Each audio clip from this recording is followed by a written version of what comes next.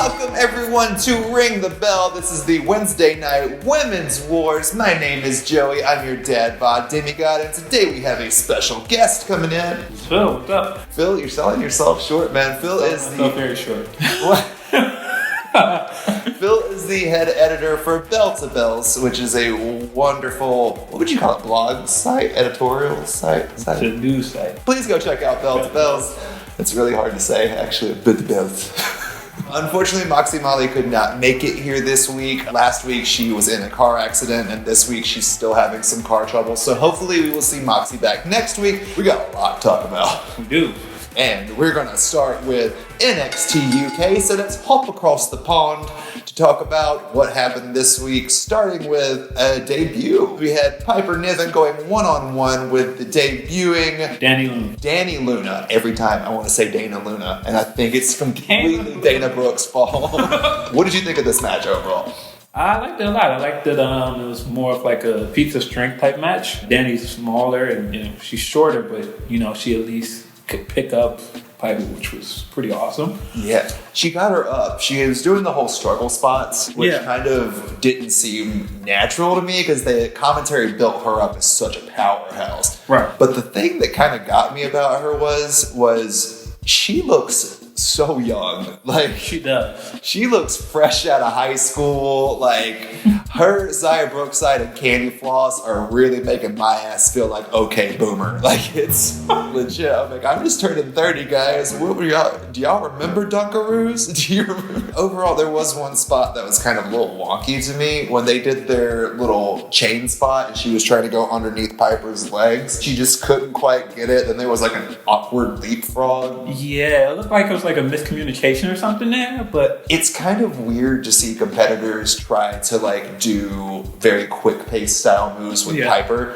because she's a bigger girl, so she moves like a bigger human, so it's kind of hard to get around her body, especially when she's such a stacked human herself. Right. I'm like, why are you trying to slide between her legs? When I was a little kid, I knew you don't put square peg in round hole. Like, it doesn't work. That's kind of the thing that everybody wants to move like a cruiserweight. Mm-hmm. And like even some of the bigger guys do it too. Overall, I'm excited to see a fresh face on NXT UK. I'm ready to see her get a little bit more seasoned because you can definitely tell when someone's a little newer, especially to like television and having to be in front of a crowd that's not just a crowd. You're in front of a camera. You can usually tell because she was very quick on her entrance. She didn't really look out for the crowd. She was just kind of like doing her like generic move entrance really quick. So I'm looking forward to seeing her kind of blossom in that, whereas I think Piper Niven is finally actually showing some charisma when it comes to like her entrance and like coming out to the crowd, which is like good on you guys because you need to be entertainers. I was impressed with Danny for the most part though. I thought she looked good in ring. Maybe once the camera stuff and the TV stuff comes along, then she'll get better. Maybe they should send some other people to promo school because let's talk about Kaylee Ray and Toni Storm having a segment because the stipulation for the match sounds awesome. Oh no, it sounds like an awesome match, but I was just sitting there watching those two talk and I was like, I don't know if it's just me, but Tony's character on NXT UK has been not that interesting. It's kind of whiny.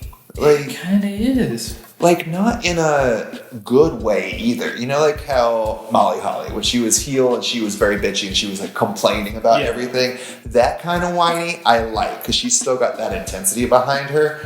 Toni Storm's just kind of seems like she's throwing her own little pity party and none of it's really landed. She just isn't working that great as a face. No, and so far she's not working that great as a heel. Is she a heel? Is she a heel? I mean, because she's kind of been giving heel vibes here and there. Like, she's kind of a tweener, but she's going up against Kaylee Ray now, who's a full-on heel. Right. But the crowd's not really behind Toni as a face. So you got to do something to switch her on up because she's getting a little bit stale. And that's really sad because she's such a good entertainer. In ring, at least. But yeah, the I Quit match sounds awesome. I think it's time to move past Kaylee and Toni. So hopefully this is the rubber match. It's got to be the last match. And I kind of really hope they don't put the belt back on Toni. I don't see that happening. This is probably their way of moving her on to regular NXT is my guess. I think so. I kind of also also enjoy that you don't just get called up to the main roster from NXT UK. You get called up to NXT.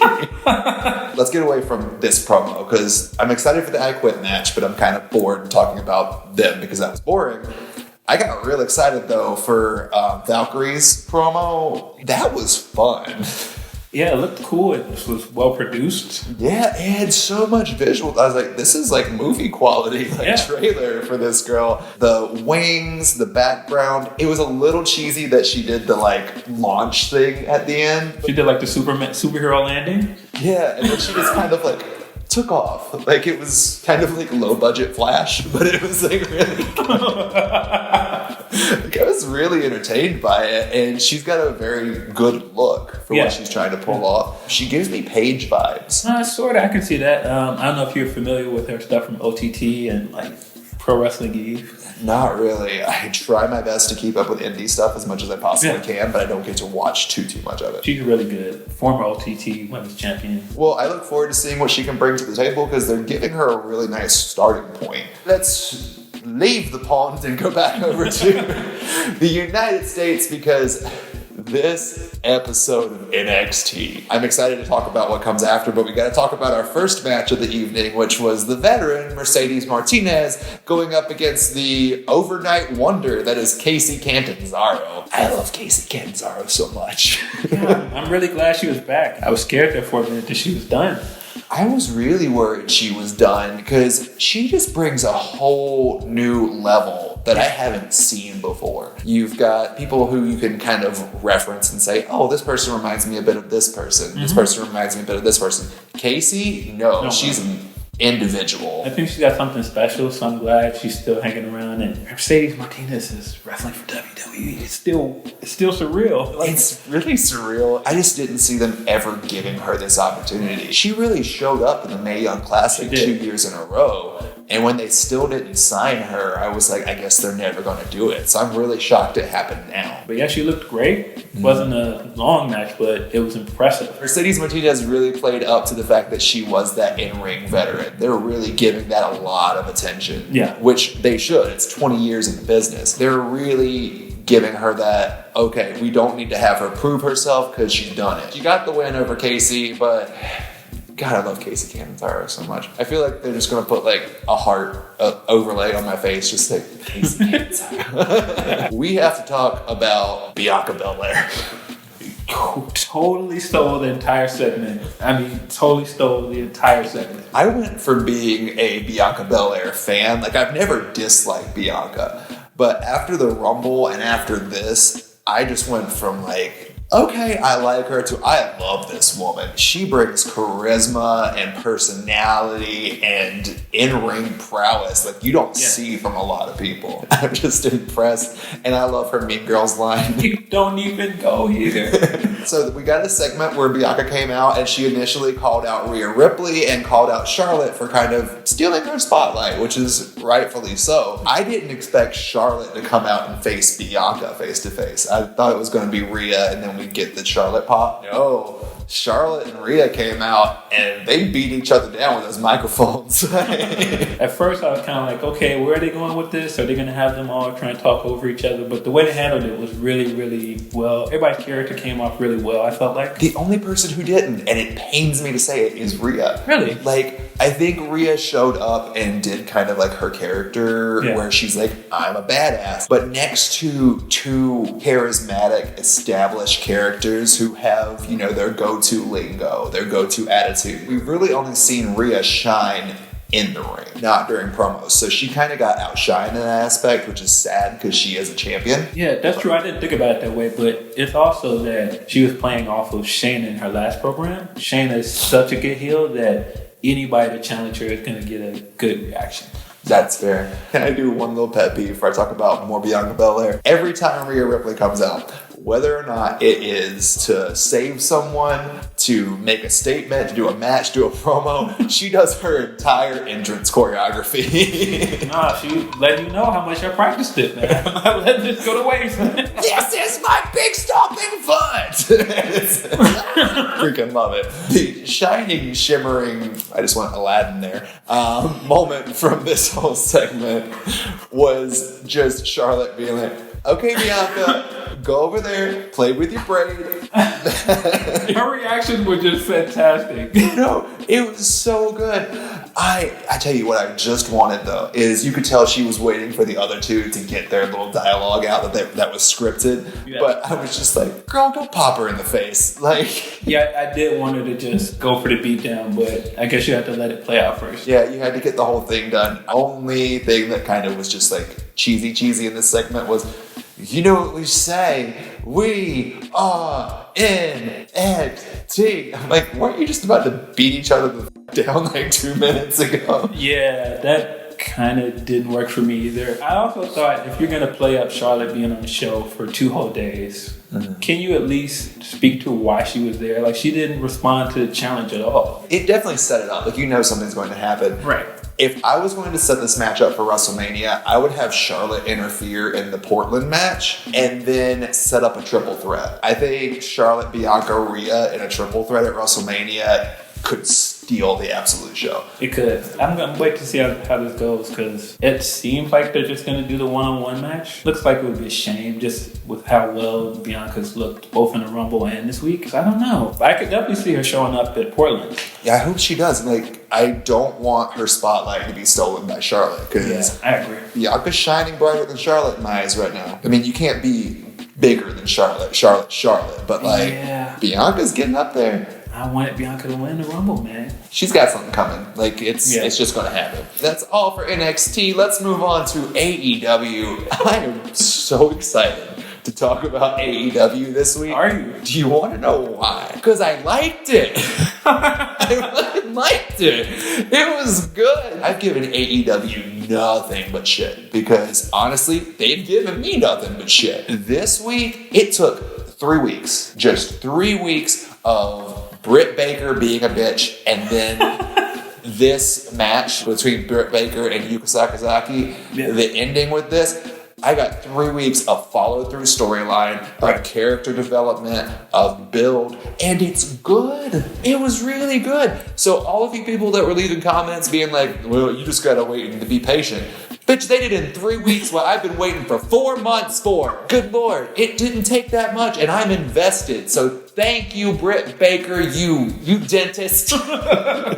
Britt Baker versus Yuka Sakazaki. What did you take away from the match? I thought it was really good at first. I was confused.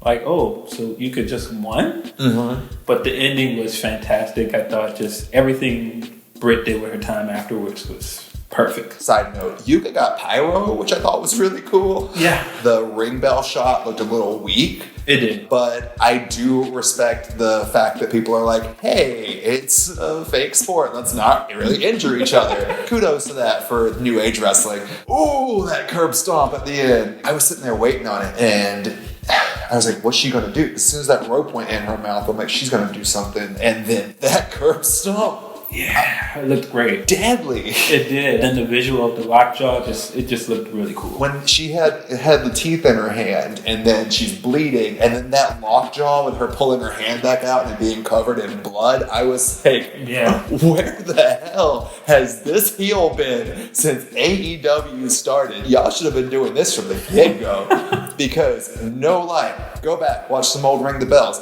I ripped Britt Baker a new one. I was like, I don't like this chick. I don't want her on TV. And then all of a sudden, she starts telling it like it is and ripping Jim Ross a new one and ripping Yuka Sakazaki's teeth right out her damn head. And I'm sold. Let's do it. Yeah, I think it was a good call to make her a heel. I was questionable at first where they were going, but I really like it so far. Yeah, and she's just improved each week because that boat promo was bad. Yeah, that was bad. The next week promo, complete redemption. This week, this heel turn, I'm invested. Give me more breath. Thank you, thank you, thank you. I'm going to hold my breath till next week because I still don't have faith that y'all are going to carry through with anything, but you've given me a little bit, so thank you. Then we have to talk about challenge for the AEW Championship next week, which is kind of coming out of nowhere. Nyla won the #1 contenders match last week, right? After The awkward Kenny Omega promos. I thought it was interesting at first when Pac first came out. He's like super tanned. I don't know what's going on there.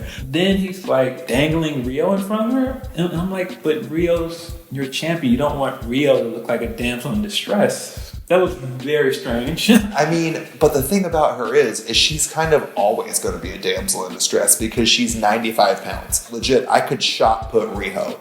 So I mean, I don't want to just completely change the subject, but this week on Dark, she looked so much better as a character, and I felt like we could use more of that on TV instead of making her look like she's so like mousy, like she can't talk. Like, she's a phenomenal wrestler. Like, let her speak as a character in the same way. Here's the thing, is with AEW, we don't always know if we're going to get what we need from it. It's been very spotty. There's been solid glimmers of hope and good moments. I've really disliked AEW until what I got from Britt and Yuka this week. Riho's not been built as a champion in the slightest. In the ring, I feel like her matches are really good. Outside of that, they haven't done enough with her to let us know who she is as a character or even do anything to get people invested in her other than the fact that she's just a good wrestler. You had Nyla powerbomb her. Hopefully it was supposed to be through a table, but again, she doesn't weigh enough to break a table. Nyla, I'm kind of lost on her. Why did she talk to the camera when Rhea was back there? I was confused. Why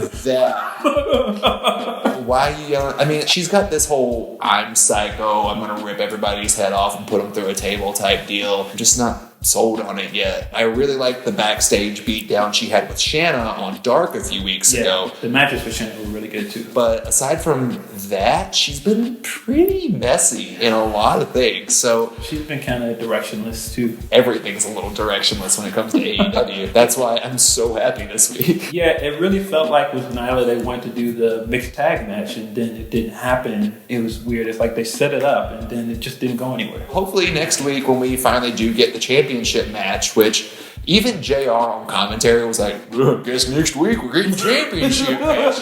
Yeah, I don't know. I'm just a commentary barbecue sauce. JR needs to be off commentary. Like, him and King both need to retire. Keep Taz. I like Taz commentary. Their time has come. Make them lip sync for their lives. That was AEW this week. Let's go ahead and talk real quick about AEW Dark. We got 2 matches on AEW Dark featuring the whole matches. Which is, I don't know if we've had, this is maybe the second show in AEW history that's had 2 women's matches. First one was Hikaru Shida versus Mel, and let me tell you, I was not impressed with Serena Deeb in this match. This was a rough match to watch. I mean, Hikaru looked good, but it just, I don't want to be me, but it felt like she was carrying this match for the most part. The problem is the Nightmare Collective. Every part of it's bad. Every part. There's nothing redeeming about the Nightmare Collective. You mean even Japanese hardcore legend Gangrel?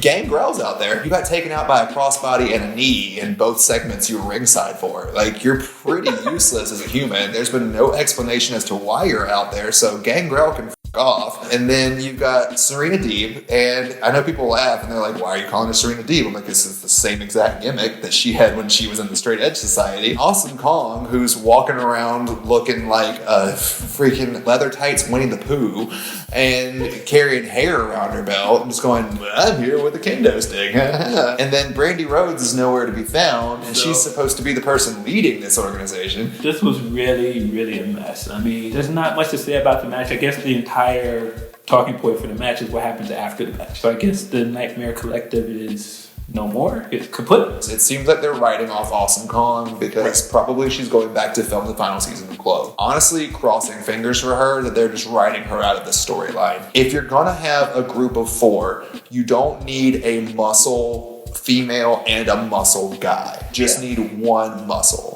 And that's it. Honestly, I thought the Nightmare Collective was better when it was just Brandy and Kong. Them just coming out and doing the hair cutting angle was better than adding Luther and then the cult angle. I haven't liked any of it. They come out there, they do their haircut, check the nails. Baby, how am I feeling? Confused as hell. It just needs to be axed. It really does. Yeah, it's not getting any reaction either, so. Going back to AEW for a half second, when Brandy ran out during that Cody segment at the very end, yeah, that's where Brandy needs to be. I can understand why they're trying to separate Brandy and Cody, but they just work so well together, in my opinion. Real life married couples translate well to television. Yeah. They do. You've got Rusev Lana, which is a hot mess right now, so we're going to talk about it. Iz and Maurice, who work really well. Daniel Bryan, Brie Bella. It all works well. So if you're going to play that angle up, which you were at the beginning, and it worked really well, why did you put her over here in clusterfuck land? It doesn't need to happen. I think they were trying to give her her own thing outside of Cody. No.